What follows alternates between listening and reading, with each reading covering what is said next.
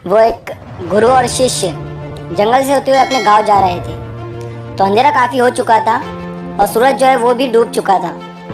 तो शिष्य ने अपने गुरु से कहा कि गुरुजी काफी रात हो चुकी है और सूरज भी पूरी तरह से डूब चुका है, तो बेहतर यही होगा कि हम आज की रात यहीं आसपास के किसी गांव में गुजारे।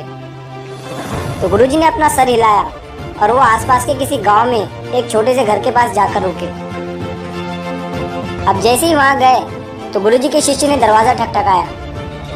अब जैसे ही दरवाजा ठकठकाया तो अंदर से एक गरीब आदमी बाहर आया। तो गुरुजी ने बोला कि हम अपने गांव जा रहे थे, लेकिन रात होने की वजह से हमने इसी गांव में रुकने का सोचा।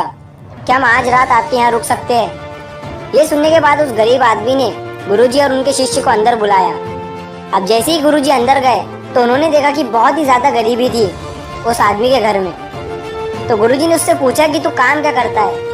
उसने बोला कि मेरे पास बहुत सारी जमीन है। तो गुरुजी ने बोला कि अगर तेरे पास इतनी सारी जमीन है तो फिर तू इस तरह क्यों रह रहा है? तो उस गरीब आदमी ने बोला कि मेरे पास जो जमीन है वो किसी काम की नहीं है। गांव वाले कहते हैं कि वो बंजर जमीन है, वहाँ फसल नहीं उगाई जा सकती और वहाँ फसल उगाना बहुत बड़ी बेवकूफ़ी है।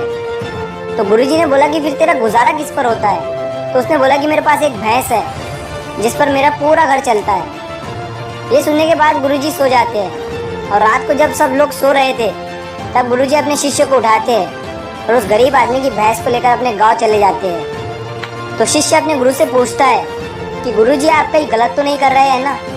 उस गरीब आदमी की रोजी रोटी इसी भैंस की वजह से चलती है। तो गुरुजी अपने शिष्य की तरफ देखते हैं और मुस्कुराते हुए आगे बढ़ जाते हैं। उस बात को तकरीबन 10 साल गुजर जाते हैं और जो गुरु का शिष्य था वो अब बहुत बड़ा गुरु बन चुका था। तो उसे उस गरीब आदमी की याद आती है कि मेरे गुरु ने उस आदमी के साथ अच्छा नहीं किया था, मुझे एक बार चलकर देखना चाहिए कि अब वो आदमी किस परिस्थिति में है। तो वो शिष्य उस गांव की तरफ जाता है और वहाँ जैसे ही पहुँचता है तो वो देखता है कि जिस जगह पर उस गरीब आदमी का झोपड़ा था वहाँ पर अब एक बड़ा ही आलीशान महल बन चुका था और उस झोपड़े के बाहर जो बंजर जमीन थी उस पर फल और फूलों के बगीचे थे। तो तभी उतने में उधर से उस घर का मालिक आता है। शिष्य उसे देखकर पहचान लेता है और उस आदमी को बोलता है कि तुमने मुझे पहचाना? मैं अपने गुरुजी के साथ आया था, हमने तुम्हारे यहाँ एक रात का मुकाम किया था। वो आदमी उसे पहचान लेता है और बोलता है कि उस रात में आप कहाँ चले गए थे? और उस रात के बाद ही मेरी भैंस कहीं चले गई थी, मेरे पास कोई रास्ता नहीं था, तो मैंने अपनी ज़मीन पर मेहनत की और काफ़ी मेहनत के बाद उस पर फसल निकल आई और आज मैं इस गाँव का सबसे बड़ा और सबसे अमीर आदमी बन चुका हूँ। ये सुनने के बाद शिष्य की आंखों में अपने गुरुजी के लिए आंसू आ गए और उसे ये बात अब समझ में आई और वो रोने लगा।